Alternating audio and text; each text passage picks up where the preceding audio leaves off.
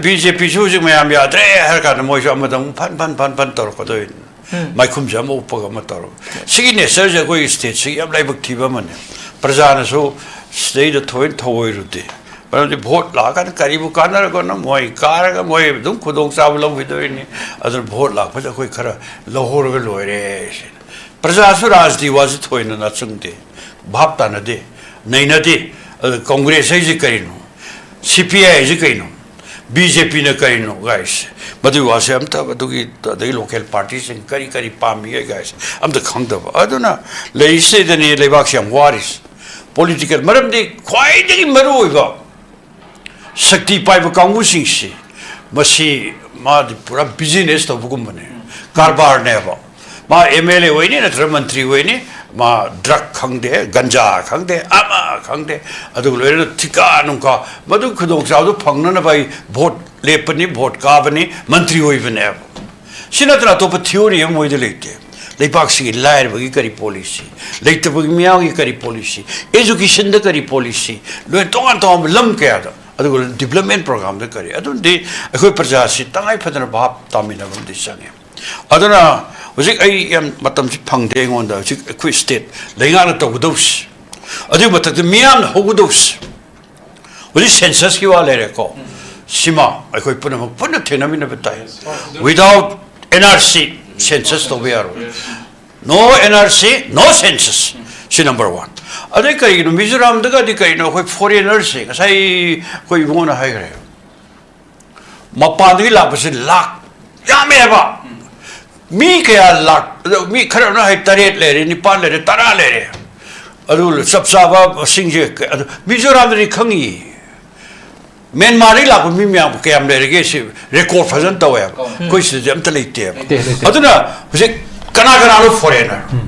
NRC Senate is a hero in a women loud, Sinataba. Foreigner deport of which the Sarkari, Matone, but she was the constitution, not to whom top of the book never. Foreigner come home lady. What deport of the Carino? Mizoram the foreigner, I have the port of Waritari, Matori. Inang Tangari say, Mizoram is a Koi Maroena, a cookie Kangpokpi never, Pulim never. Other Irena, Kando of Myanmar lap to Katopungam. A question they are Mukena to Kainari never, or Kandok Sita Wungam. Then say home highway sing. Highway, the Supreme Court, swear de Sumaina, Lambiting Tambase. Supreme Court ki verdict. Highway Protection Force, a trade union, a Canada demand or 1990. A chowan the Lonka, although a Home Minister wearing in the Zikutan Home Minister with Barota, Urimatam, the Highway Protection Force, Lingnabagi, Tabuk share, must she process of Hormum never. I look at Karanam, Lalo, Kangpokpi, Tingy, Collet of the Alunki, and Doki very lay. At the time of the Highway Protection Force in the DROI. Iraq name Redana, Lutpat, Adum Satani. Amator, Yamakin highways in Naba, Darka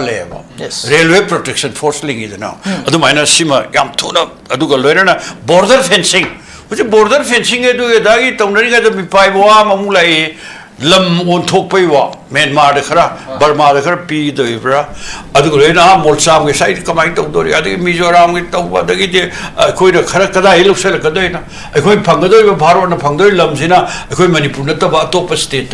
when a Myanmar Lunari, but again, some the plast of Duribagana, sitting on about Mutoli, Shikarino, Kudata, fencing, Koralamdos, Torka, the Aram Drilo Totare, Aduziki. Fencing, Madu, border fencing, pre-movement, it was young to the packet of one other. I call Yanakan machine, may I have Takat, Nadana, Lepaxe, Home Doknabo, Miami Punchi, they're not that they say, Tanaba, Tamu Mayam Paita, other like the Lara Miami, Teneriba Punchi, Baro Sarkar scheme Mayam, Policy Mayam, Program Mayam, Mazet Hansak Masak Sadana, Bureaucrat Mayam, the Toanton departments in the Moina. Sa talk to not talk to not, no I talk to the Sondana, Dolo Masapa Karmachari Sena, no River City. Citizen Bugasi Kohunavaki, Tabukse, Masay Hoyam Tuna, Pacapa. On a Sigi, Tamzariba topic Siga, Kogi, Hosik Manipuri, Mafum Singda, Kogi, Iran Si Adumak, Kogi Tampaki Mafum Sing, the Dino Makeup of Hopasitan, Lep Kreba, Pivam Amada,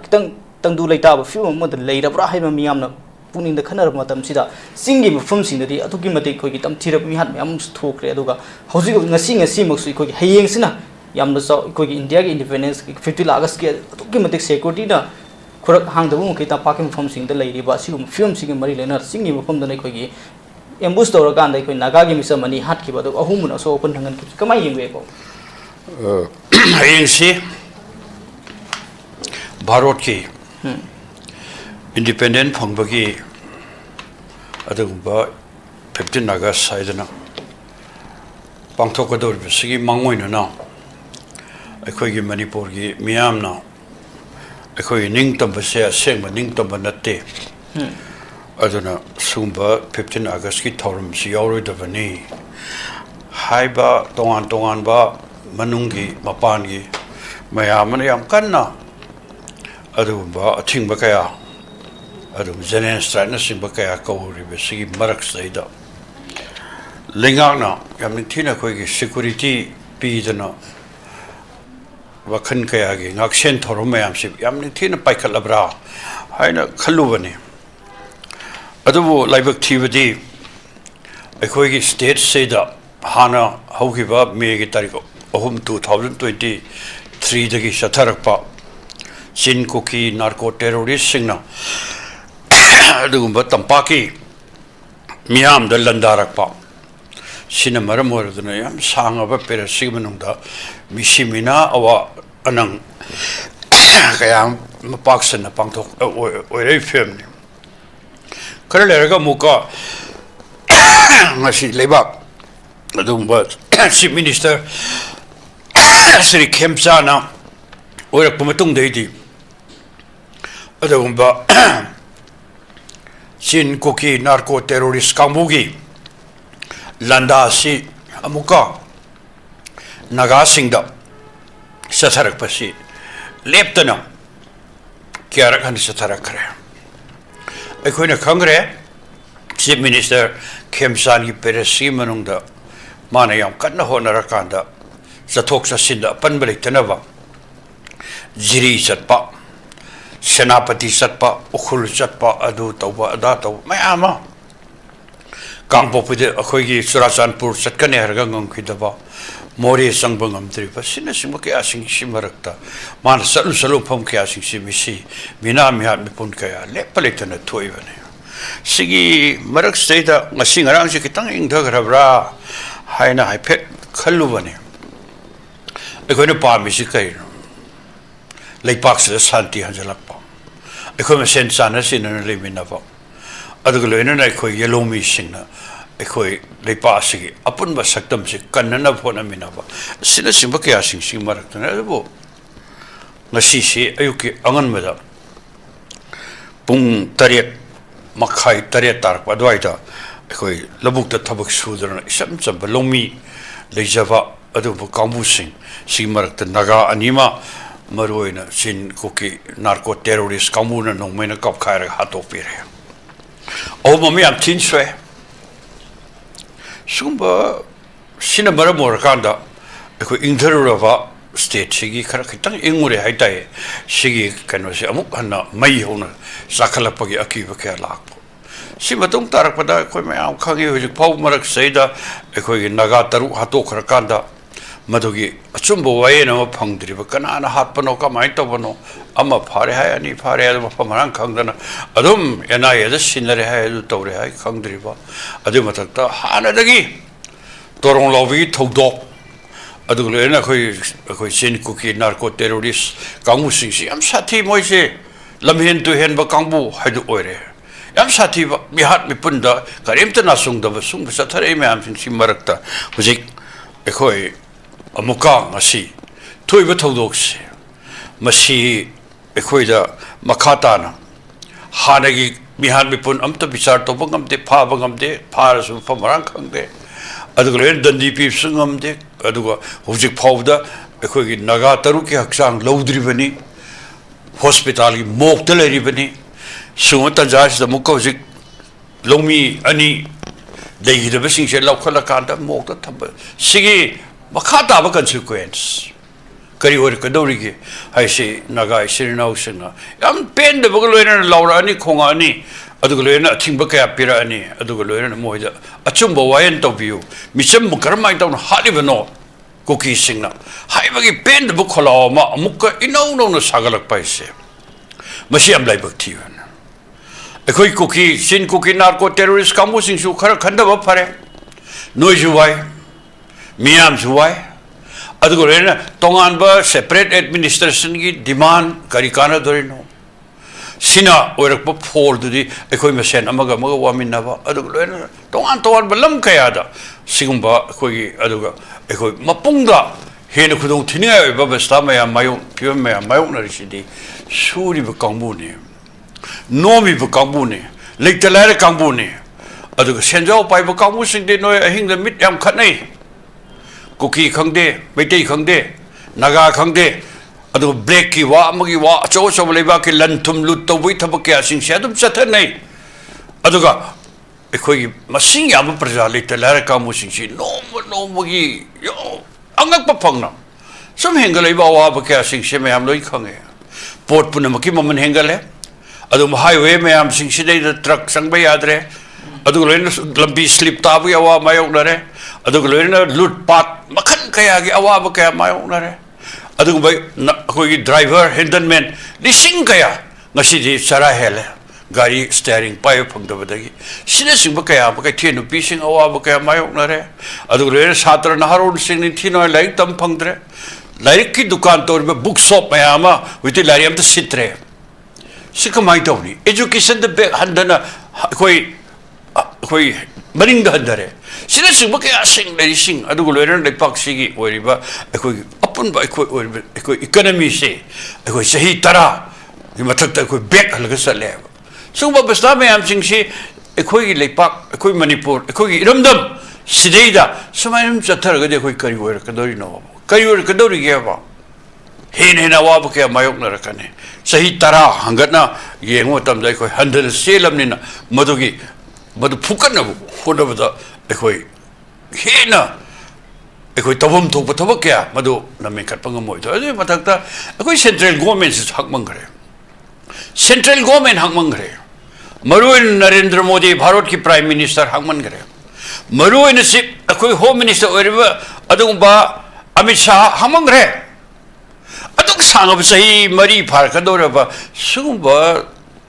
ekoi gi hana sunabagi tokai taning bagi aduga loen satharai ba mihat me pon gi thodok mayam sing se basi yam seng na khange madudi noini janma ne ba sin cookie narco terrorist kamu sing na tampaki metei lalhu ba kamu sing hatok na ba nei khai na ba madi khulai na moi sina ba ne ba madud pangsel limi sen gi thum gi aduga ne assembly da ma gi mihut adugumba represent honna bagi kai do bagi mayam sing sin noi satari mayam se ko manipur praja mayam puno hotrong hoi ui yamni thina khangi ado sungok sena dana state da bharat ki prime minister ni haraga ekoi manipur si kannana bagi mayam hodana bharat puno mak prithvi pura bhaitai laura abhauda ma tumin na le wa masem tangang de parliament session da mana sabsaw pakhum pidre ade matakta tongdari bera me amri loisan phare kaino torsibo haidana adugumba ekoi tongana taning ba kambu sing sin cookie narco terrorist kambu mana utang mit khala kawda loi pasilakani adugo le tongan to am CSO sing pulap family rakanda madu family rakanda kaino noi pamise adugo gadi kai to sige haidan loisan be aba phamayam sing do karib da tawdana leptana sumsa than ba sin cookie narco terrorist kamu sing sina leptana sum mete me am hatharak ba den naga me am takhairak ba ngasi sumi ani hat ba ahum sohan ba simanim zataraga koi kari oidori no bale pakse mi hat pungoin on thok pada kari kana ga dori no bale pakse manipur si mi hat pungo on thok pada kari kana dori no koi wahang ne aduna koi miyam gi punsi mioi gi punsi hai bisidi ing tapna santi oina amaga sana sinana lemina ba haiba madogi wakalona do ekoi sap sana phomina bataya ba aduna tabida ekoi hada sunabgi adumba madude insel kanda na hatharo taktharo madu awat pai khoi khulai pini paisa pini adu tawni aduga sumai chathaba khungjung ore film sidi leipak simiam hena khudong thinga orkani marabuduna ngasi adugumba nagani haliba seba pisar khudakta kanan halino hat pamido adugumba khoi law and order maintain tawnu bleriba ngasi gi sri khemchan gi lenga state sarkar tumina legun kaya toina mi taru hat khibagi manga hat khibagi angang hat pagi adu to wi tummi ga do shan gi no ning thinu aina amata sum matang do shan dana sum thadok pa ira laina to wi aba thabok myam su una kara no sito ri myam se phadna dandi pidna khotna na tarwa kan kaya gi loirana lehidraba hat khibe imung manung moi pangbam tokpa sarkari mateng karikra mayam sing si tawdna khotna khoi solution ama porna ba hoda ga bane ba lengar fa no hoda ri na si tawbina na art pu khoding mi adu hat khre mi adu phagre adu fa ram da khangdre bisar tawi khangde tawde sum pakdom jeni na leipak se kang khong sai bagi phibam sum chatha tar ga di ego hena na khodong thiba nangani maramudna state lengar na ngasi gi thodok se khudakta paikhatpam thokpa thabuk sing to paikhatlo haibase ai hanba round se thamjari yes yam fajawa phumni hojik leiri ba film sida ikoi gi misam sing gi punsi kannana gi namta leiri ba lengak sina lokat pham thokpa thabuk sing lokat patangai fada haba aduga hujuju manipur thuli pa ina asida sukana gum bakharna kujil thorang tawraka ohil labra haba sobo hang amasu thoroli habaduni makata hojik leiri film sida ikoi gi ozana suji thambi ba naga taruki asi baksang lawdana hoji pau ba roiba mathong mangam pangthoktana koi leiri film sida makhoi justice pangalo mading litan gi area da impostor hat ke basisu khoi gi justice hoji pau phangri sigumba tongan ma thodok singi irang leiri ba matam asida amukasu inauna sigumba naga gi myo ani amuk sihan ki ba humna so on ki ba thodok sida khoi gi manipur lengana lokhali ba thawong sing si kamai yewe khoi gi lengak pari ba kangbu sing ta sena harga di Toiva mihat adu lena khoi sida yam sathina sin khoi narco terrorist kambu singna landarak na hogiba megi tang ahum 2023 le hoji phoksa tharis si khoi lenga pai bu kambu sing sigi moina matam chana solve to wayaba solution ma porpayaba Madugi Sapsava Adu Todang say Amata low the Vrana Kale. Satari post say da Birilingaki Batamda Oison VJP was a keep a quaggy Kemsan Yilingaki Matam state. The Sen Harga Dilinga Ano and the Pirate Kemsan Chief Ministership Makada, who live up by Simama Sanzo High. Yamna hoi temporary basis ta tangai phadana adum lenga am leiba idu aseng lenga nattaba mawanda adum ba matam kharagi oina ta sen harga di president role nattaba lei tanaba adum matam kharagi lenga adum ba sum temporary aduna ne was powder cabinet mantri manga de hen wasapang amdri se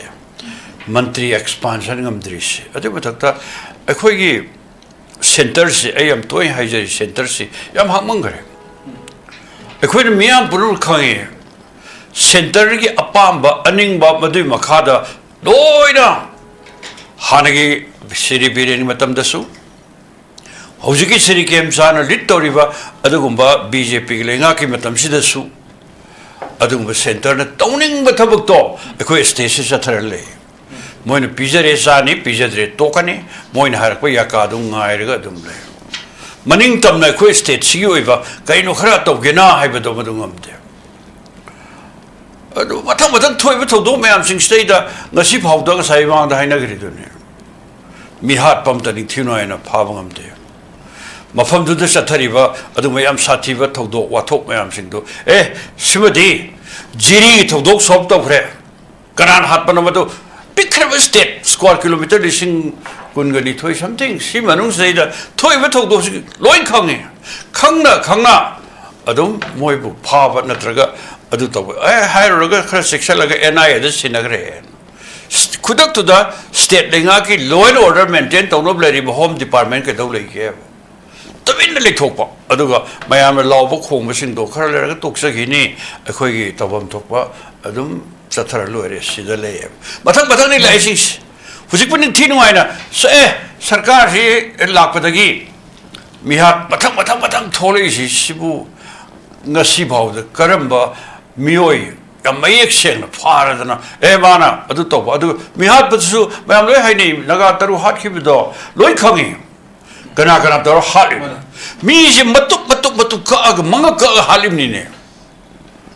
adu mathakta moi khunja sing na moi bu phara kanda mihat pa kamu sing da sinari ne ba kana da sinagi do loi khang da ring ak ta ne adu kai tai tau do ke khangna pha da ba khangna मदद विचार तौदब खंगना उसेनदब सुमाइम जथबदि यारोय ngasi thodok se moya khaibung la ka da jathariba bihat ne adu kana la mi se masal soido orongone sumun do ko leibe kongbusi ngasi kari kan da ge phagi lupali sing taru pidana su moyu mi hana thami bro mai ke de landana thami bra naga da landana thami bra sugi ground of the sanade wari di amning thina sane a delhi salkan da andak ngarang han maya sugi ground se khara section maintain tawna ba adu len khula edu karim to tawdi karim thawide kanam ta adu gumba khoi gi mogi adu gumba camp banu likte nomai ya la phone sale adu len mi hat pai thaw mayam sing se moi amning thina adu khula adu di khoi gi Bharat Sarkar moji yo akanda adu ba ekoi meite jalanda na ba naga hat na ba sigidam to moi thami bra ba akoi khangi me ek seng na sudal le ba adu mu kangbu sing se kadai dei no moi oi ba horok phom kadai dei no kayama Myanmar rom dagi Burma dai la pa kangbu sing su gi leader oi le adu kaya sing se adu le no sik mantri sason pai ba kangbu adu manung da naga yauri ba koki yauri ba kambu singi mung manung masana Myanmar de kari de Burma de la pa kambu sing soi da loina koi political moi turning point ma moi tawning ma mayam sing dawle angak pani manipur gi chief minister kai khumna ba manipur chief minister na handakta koi surachanpur ga koi sandel ga ani gi marak to phawnari ba thong du sanga mi lana lor kan da thong sab loire lanare sanare har kan da cm na agi knowledge leti sibu ngak tra wonderful pekal mistake simanung da phamarang khawdur somda thong thadak pa ar kaim to yeng le kudak to war footing da ba semjana thabak tawte adu ko len makhan kaya gi le sing asi de koi su ba kamu sing se oi tham jan ba ka da tampaka single lona be area sing de ko le sing se se da low pari li sing ma ga satre chani pan handa low pan ma ngam de low buk to kum da ga low ma ngam de lo pu sing na adu buffer zone ko be jaga na te mado koi tampaki tainable lam sing da lomi sing na yam thina masa gi maran oi oi de uzari be lam ne ba sida maintain to ngam de ngasi kari no le box to law and order totally failure lenga amale de law and order basi state lenga ki yam responsibility le chawra ba thoda amale law and order maintain to ngam de ba kari no to do sibu ado sik mayam unari si de lenga am pale अरे मैं आम जो लोग तो है सरकार पाई पर काम वो सिंह ना बीजेपी लेगा ना एनपी सिंह ने रुपा लिसिंग तरह पीटौरी है सी वोट की इरांग रुपा लिसिंग तरह अदु को लेना है वोट में लिसिंग तरह तो पीरेगा बीजेपी की थंबाल वोट नमन बगी मदद लोई ngawal limiam makan ka khara kana bologa akhona thami de south ka to sing se lupa lising tara no pi sing the pibing ho ta nari shakti ki program do badu yam ning thin implement ho ge har ga di akhoi manipur sin no pi sing si yam ne na adu mo sonjo ma yam ne ba laile su de kai da ma o war pa ma mai tongan ba ma adu ko no be da wakta up to nari shakti ki pire be lupa crore chani ga ya khai tare la ya pura do madu free and compulsory education नुपीस द पीना है ना अखोई सरकारी school में आम से खाली ले में आम से अखोई सरकार ओजा में आम फल सिन रगा नुपी में आम से निथिन ले सो हेलो एजुकेशन की मंगान फंगलो अदरो मियाम से मोइदे अदु वाखन तो ओकान भोट त पैसा पीबा रुपा लिसिंग तरा अदर ngor गले फूड सिक्योरिटी एक्ट मयाम नि थिराइ सनदे मदु ओना तैनो बदा को सिंगी ब्लैक ता मोइ ngor गले Uzik suni, uzik narco terrorist kamu singa, adu kumbelenga pairi bu kamu singa, yam ni thine samne yari, madu kai no ibo narco, adu kumbe drug ki karbar se, masi drug thaba lepe have lok thopugam de, paktak nan thari, karbar se thari, madu khudam de, surasan porta ki pusalak pa drug lupa crore ke agi fare, adu de ki pork pa drug an thari, pam de ki pusalak pa adu fare ada taure, sime am sing shireva. मधु कना से ने अचो bureaucrat ma'am से ने अदे मथक्ता अखोई लेंगा पारी कांग्रेस की एमएलए मंत्री मैम सिंह से लोई ngau ले रे बा सिर कमाई तो दोइन कोई लिबाक सिबो अदो ओरेब के सिंह से बसे अखोई थाजै मधु ले पाक से सरकार पाइबा बहुत को मी हो भोले बिनरे केंद्र मदा मा भोट को संवा हेलगा सेकंड तावदरी संवा हेल कार Sangwa hinbaduna MLA oire mantri oire adu sangwa walobudo adu mai mana phangi vote di mai praja sing di karmai to adu bu ngasi di leipak sri de kamai to ge bu sarkar pairi bu kabu sing everything moi loi tor dam ni sen yes ngamrai dam ta ngamte adu rai manipur ki chief minister sri ikai khum nazar ba khemsana noma ekoi party me am kor pakanda ai hajarame yam nungai akhoi party akhoi khara phamina be tanjam singak tera taba manipur le ba political party me loin ko view yes phamina se akhoi na deja bai khoi suggestion khara tabi ganu anyway phamina ba political party me am pulaka dale paksi adu shanti orak na ba ingna tapna janna ba ki wafam me am se khanari haib miyam ga ba khari phawroi dra yes और BJP खक्तरी गमद्रे अब और party में ऐसे कौर कांडा कोई CPI खंडे कांग्रेस खंडे MPP खंडे NPP खंडे यम नहीं रहे अदर कोई गए ना सुम्मा पान को चेंज चले पंगले जाए बादुगा ले पाक्सी मियाम ठेंगरी बखुदों थी बक्या सिंह से बीजेपी ने लॉ एंड दिग्विजय तोड़दम ने लॉ एंड कंट्रोल तोड़दम ने गाय ना पुखम पायरी कनो दो सी कोई लेपाक्षी इंद्रे तप्त्रे शांति लेत्रे मी पुनम कंगाव नरे चरा हेले सेट पसा फंगरे डेवलपमेंट प्रोग्राम पुनम लोइना मनिंग द यूरे सिनसुब के सिंसी मरक से लेपाक्षी मोइन पाले है सुम पेथोक तो लेबदी यारो है अदु ओनते न बदा मसीदी अखोय लेपाक्षी मियाम न उबीरेदना हंदा एजुकेशन मिनिस्टर भारत की थामरम होरक बियोद मारी जाइन नमन तो होन ही बा उजी होम मिनिस्टर तो हर कदोरी प्राइम मिनिस्टर तो हर कदोरी vote ngak na tana hujikti miyam horok pi ho nepal do ugre bangladesh do ugre amado ugre manipur do horok ne ba bharot ki na horok dori se aduna hujik lei se yam democratic oi ba pamge pamoi to democracy yam democratic oi ba adu bai khoi thoksin adu mo policy program dictatorial oi ba sa dia dictator na lenga pane moksa fascist ki hitler ki matam do loire hoji Usik the city democratically I could put a ganta maga sana sena opposition or give ruling or you like paxi in a man of the upper pork by says quite the tongue for the vamnena kanje yam pazawa from ne huzik lady film sil loishena whenever party amakakna ngamdana huzik full lady was sida koi apun magi apun bana pona mina ba mathau tare habadoni huzik lady film sidi koi za ni so paunu pazabar banga sigi topic simmer lena mam thambiri huzik lady film sidi koi Manipur lenga ko singa sida kogi ozan sai thambi ki like lai shu ki mangal khara he na fa ba adu mi oi sing mi hu na thagat laga ti sum mi dang singa fan ba ngam ni ha ba point ten tan adum comment yeng yam sena hoi won so habi gre hoi le bak si kogi political power is kana na pagadam no harga de massage political oi ba adu go loina na sab sana kogi Bharat की constitution खंबा मसागी party दुगी सब साब बोली कोई constitution खंजबा कोई जो कोई CPI की party constitution leje anga sidi khoi state le sing se shakti power pipe sineba power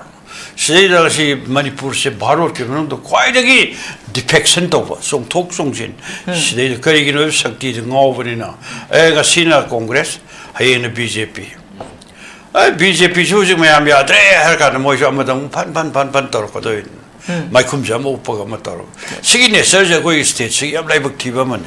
prajana so state thoin thoi ru de but vote la kan karibu kanar ko na moi kar ga moi dum khudong sa long vi do ni adar vote la pa koi khara lohor ga loi re praja su rajdi was thoi na chung de bhap ta na de nei na de congress ai ji kai no cpi ai ji kai no bjp na kai no guys madu was am ta du gi the local parties in kari pam ye guys am the khang da aduna le se de ni le bak syam waris political maram de khwai de maru ba shakti pai ba kangu sing si masi ma di pura business to bugum bane karbar ne ba ma mla wai ni na mantri wai ni ma drug khang de ganja khang de ama khang de adu le thika nung ka madu khudong sa du phang na bai vote le pani vote ka bani mantri wai bane sina tra to pa theory am wai de lekte leipak si lair bagi kari policy leite bagi miao gi kari policy education da kari policy lo tongan tom lam ke ada adu development program da kari adu de khoi praja si tangai phadana bhap tamina bam de sange aduna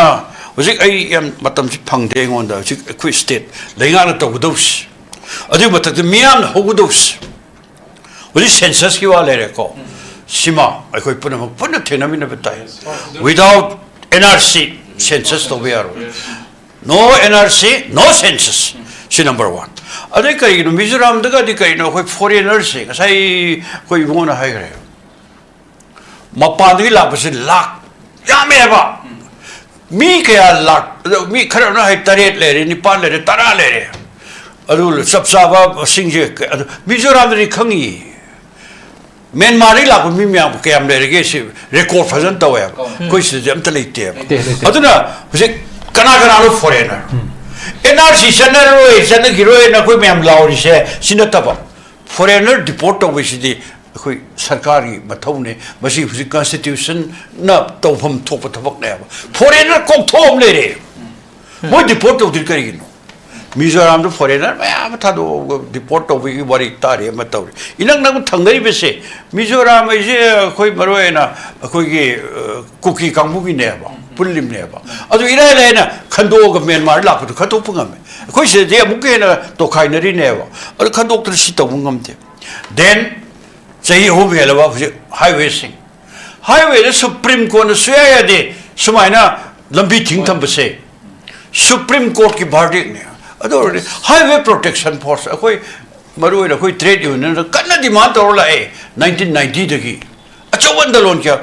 ado akoi home minister oiring ai Inderji Gupta home minister oi ba bharat ta ori matam da highway protection force lingna bagi thabuk se masi process of horomam ne ba ado kana no kharana lalobu kampu kharam thingi khole to dagi adum ki idna handoki be wari le ado tangai pat highway protection force ling the ro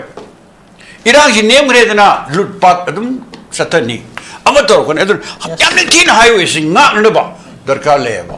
railway protection force ling idna adu maina sima yam thuna adu ga loina na border fencing which border fencing edu da gi tonari ga mi pai wa mamulai